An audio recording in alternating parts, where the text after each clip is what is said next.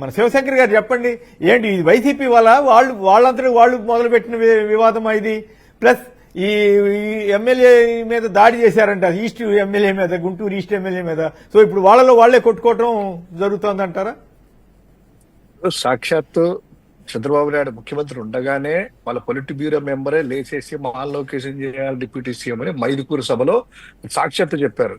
ఇక్కడ కాదని చెప్పి తర్వాత వచ్చేసి అనగానే సత్యప్రసాద్ అంట, లేకపోతే కనుక వీళ్ళందరూ కూడా లోకల్ కావచ్చు, అందరు చెప్పిన తర్వాత అమ్మాయి అక్కడ దావోస్ లో వెళ్ళిన తర్వాత దావోస్ పరిశ్రమలకు వెళ్ళేసి పరిశ్రమలు తీసుకురాయా మాది మాకు ఇది ఉంది అనేటువంటి షోకేజ్ చేయకుండా అక్కడ ఒక మంత్రి భరత్ మైక్ తీసుకొని లోకేష్ అన్ని అర్హతలు ఉన్నాయి, ఆయన స్టాన్ఫోర్డ్ ఇంతవరకు ఎవరు చదివిలో లేరు, ఈయనే నెక్స్ట్ మాకు ముఖ్యమంత్రి ఈయన అన్న స్థాయిలో ఆయన మాట్లాడారు కదా.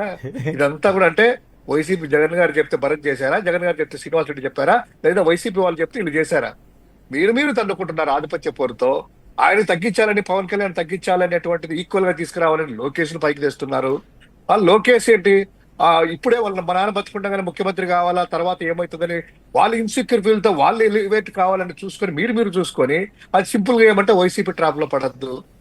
క్రమశిక్షణ చర్యలు ఇంకోటి అంటున్నారు. మరి భరత్ మీద క్రమశిక్షణ ఇచ్చారా? పొలిట్ బ్యూరో శ్రీనివాస్ రెడ్డి ఏమైనా సస్పెండ్ చేశారా? అనగానే సత్యనారాయణ చేశారా?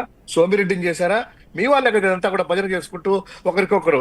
ఆ వత్తలేమో జనసేన వాళ్ళేమో వాళ్ళే మీ వాళ్ళు డిప్యూటీ సీఎం అయితే మావాడు సీఎం కావాలా, వాళ్ళు తనుకుదస్తూ మళ్ళా మధ్యలో వైసీపీ అంటే ప్రతి దానికి జగన్మోహన్ రెడ్డి గారు, వైఎస్ఆర్ కాంగ్రెస్ పార్టీ. ఈ భజన లేనిదే, ఈ పేరు లేనిదే వాళ్ళకి పూట గడవదు అనేటువంటిది అర్థమవుతుంది, ఏమన్నా జరగని అనేసి. ఇంకోటి ఈ నజీర్ అహ్మద్ తూర్పు సంబంధించినటువంటి విషయం, గుంటూరు తూర్పు ఎమ్మెల్యే మీద వెళ్తే ఆయన ప్రోటోకాల్ ప్రకారం ఆయన ఎమ్మెల్యే అయినా కూడా అక్కడికి వెళ్తే గనక ఆయన నువ్వు రావడానికి వీల్లేదని చెప్పి అక్కడ వాళ్ళు ఒక గ్రూప్ వచ్చేసి తరిమి కొట్టారంట. అది ఈనాడు పత్రికలో మనం చూస్తా ఉన్నాం. అంటే ఎలా అయిపోయిందంటే స్లోగా లా అండ్ ఆర్డర్ అనేటువంటిది వాళ్ళు ఫస్ట్ ఉపయోగించింది వైసీపీ కార్యకర్తల్ని, వైసీపీ సోషల్ మీడియా యాక్టివిస్ట్ ని, సింపతి పర్సన్ కొట్టండ్రా అని చెప్పారు. లాస్ట్కి ఏమైంది, వాళ్ళ కంట్రోల్ అనేది లేక వాళ్ళ నాయకుల మీద వాళ్ళు తిరుగుబడేటువంటి పరిస్థితి ఉంది. అదే కాదు సార్, ఈవెన్ విచ్చలవిడిగా అవినీతి అంతా కూడాను తిక్కారెడ్డి సాక్షాత్ కర్నూలు జిల్లా సంబంధించినటువంటి తెలుగుదేశం కంటెస్టెడ్ క్యాండిడేట్ ఆయన చెప్తా ఉన్నాడు, మొత్తం అంతా కూడాను రేట్లు పలికేసి ఈ ధరకి ఇది అనేటువంటిది అవినీతి అనేటువంటిది విచ్చలవిడైందని మీడియా చేసి వాళ్ళు చెప్తున్నారు. అంటే కూటమి ప్రభుత్వాల అరాచకాలు, అవినీతి ఎలా అయినాయంటే సాక్షాత్తు వాళ్ళ ఎమ్మెల్యే మీద దాడులు చేసినా కూడా అటువంటి పరిస్థితి ఉంది ఆంధ్రప్రదేశ్ రాష్ట్రంలో. రైట్. అయితే ఇక్కడ ఒక పాయింట్ చెప్పండి శివశంకర్ గారు, ఇందాకే తులసిబాబు ఇష్యూలో చంద్రబాబు గారి పక్కన, లోకేష్ గారి పక్కన రెడ్ బుక్ రాజ్యాంగం అమలు చేసే రాజ్యాంగేతర శక్తులు అనేక మంది ఉంటే వాళ్ళని వదిలేసి ఈ తులసిబాబు అంటే ఎవరో గుడివాడ ఎమ్మెల్యేకి షాడోగా ఉన్నాడని రాస్తున్నారు. చాలా మంది ఎమ్మెల్యేలకు ఉండొచ్చు. ఏమిటి ఈనాడు వాళ్ళకున్న ద్వేషం ఏమిటి? అర్జెంటుగా ఈ సిఐడి సునీల్ కానీ వాళ్ళన్న ఏదో ఒకటి చేసేయాలనే తాపత్రయమా ఏంటి? వాళ్ళ మార్గదర్శి కేసులని బయట పెట్టారు కాబట్టి కేవలం అదే సార్. ఈ తులసిదాస్ అనేటువంటి వ్యక్తి మొన్న ఒంగోలులో విచారణకి వెళ్ళినప్పుడు చూసాము, దాదాపు 30 కార్లతో వెళ్ళడము, ఆ విచారణకు హల్చల్ చేయడము, వారి మీద అంతా చూసాము. తర్వాత ఆ రఘురామకృష్ణరాజు గారు మాట్లాడడము, ఈయనే తెలుగుదేశం నుంచి సభ్యత్వాన్ని రద్దు చేయండి అని కోగొల్లలు పెట్టినా కూడాను ఎల్లో మీడియా కూర్చొని అతన్ని సస్పెండ్ చేయండి, అతను తెలుగుదేశం పార్టీ నాయకుడు అయినా అని చెప్పినా కూడాను ఎవ్వరు కూడా దాని గురించి ప్రతిస్పందన లేదు పార్టీ నుంచి.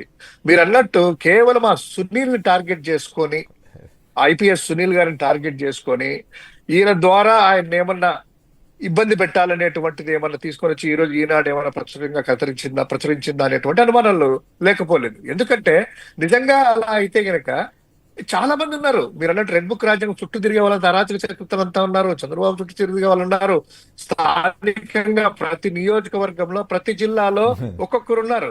ఇవన్నీ కూడా కాదని చెప్పి ఇంత ప్రచురంగా ప్రచురించింది ఈనాడు కథనము అంటే దాన్ని బట్టి ఇండెప్త్ మీనింగ్ ఏదో ఉంది. అది టార్గెట్ చేసుకోవడానికి సునీల్ గారిని టార్గెట్ చేయాలంటే ఆయన మిత్రుడో ఆయన సన్నిహితుడో ఏదో పెట్టి ఈయన ద్వారా ఆయన ఆపరేట్ చేస్తున్నారు అనేటువంటిది అనుమానం లేకపోలేదు. రైట్. రవి గారు పెడ నుంచి. రవి గారు నమస్కారం, మాట్లాడండి. నమస్కారం సార్. రవి గారు అక్కడ ప్యానల్ పెద్దందరికీ నమస్కారం. నమస్కారం సార్. ఏమన్నా సార్, మొన్న దావాస్ వెళ్ళేప్పుడు ఈ తెలుగుదేశం కూటమి ప్రభుత్వం నుంచి ఈ ప్రింట్ మీడియా, ఎలక్ట్రానిక్ మీడియా కొంత డబ్బు గవర్నమెంట్ నుంచి కొంత డబ్బు ఇచ్చి దాన్ని ఎక్స్పోర్ట్ చేయడం కోసం వీళ్ళు దావాస్ వెళ్ళారు.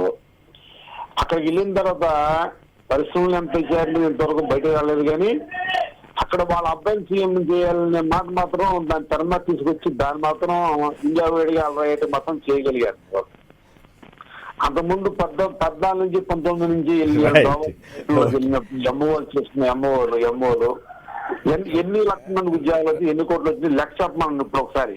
అప్పుడు ఇవాళ నుంచి చూడండి మీరు పేపర్లో టీవీల్లో ఇన్ని లక్షల కోట్లు వచ్చేస్తున్నాయి, ఇన్ని వేల మంది ఇన్ని లక్షల మంది ఉద్యోగాలు వచ్చేస్తున్నాయి అంటూ గౌరవిస్తూ మొదలెట్టేస్తారు.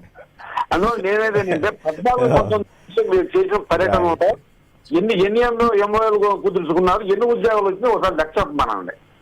అది చెప్పిన తర్వాత ఇప్పుడు లక్షల కోట్లు వచ్చినాయి ఇది చెప్పాను.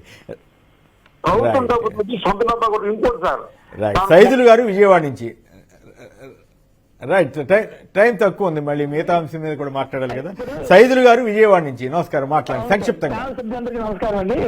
ఇప్పుడు మాట్లాడి ఈ దావోస్కి వెళ్ళి ఈ కార్యక్రమాలు చేశాడు, ఏమి చేయకుండా నవ్వులపాలే వచ్చాడు, విజయవాడకి నవ్వులపాలే వచ్చారు. ప్రజలకి మేలు చేసి మేలు చేయాలి కదా ప్రజలకి. జగన్ మంచోడు కాదు అంటారు తప్ప నువ్వేం మేలు చేసావు, నువ్వేం మేలు చేసావు అది చెప్పాలి కదా. అది చెప్పకుండా ఇచ్చేసా వాళ్ళు మంచోడు కాదు వీళ్ళు మంచోడు కాదు తప్పు కదండి.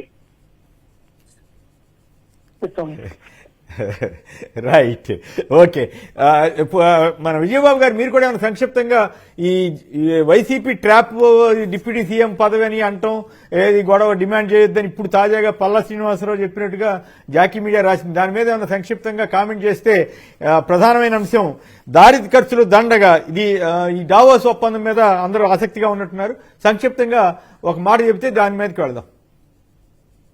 లోకేష్ చీఫ్ మినిస్టర్ కావాలని కోరుకుంటున్నటువంటి తీరు, దానికి ఆయన అనుకూల శక్తులు రెస్పాండ్ అవుతున్న వ్యవహారం, ఇదంతా చూస్తే సాక్షాత్తు చంద్రబాబు నాయుడు గారి ముందే.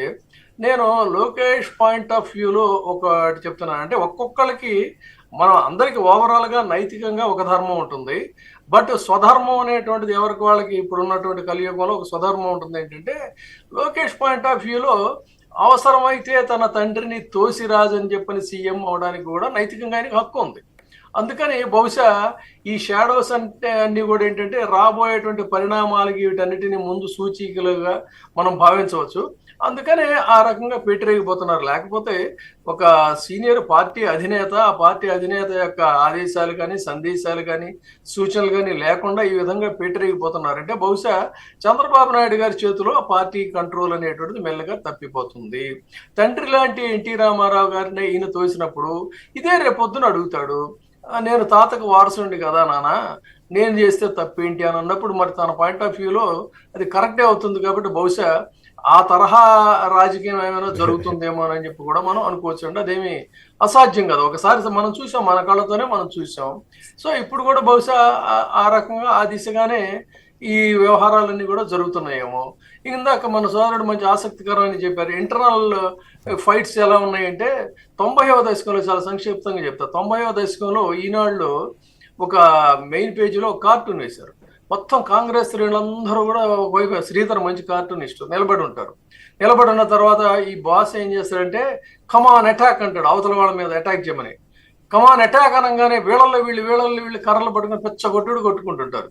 సో ఈ దాడి సంస్కృతి అనేది అలవాటు చేశాక అటాక్ చేయండి అంటే దాని అర్థం ఏంటంటే పేటరేగిపోయిన ఈ శక్తులు రేపు భవిష్యత్తు కూటమిలో వాళ్ళల్లో వాళ్ళే కొట్టుకుంటుంటారు. ఇటు జనసేన శ్రేణుల మీద వీళ్ళు దాడి చేస్తున్నారు, వాళ్ళు ఆ దాడులు ఇంకా తీవ్రమవుతాయి, వాళ్ళు దాడి చేస్తారు, ఆ దాడులు ఇంకా తీవ్రమవుతాయి.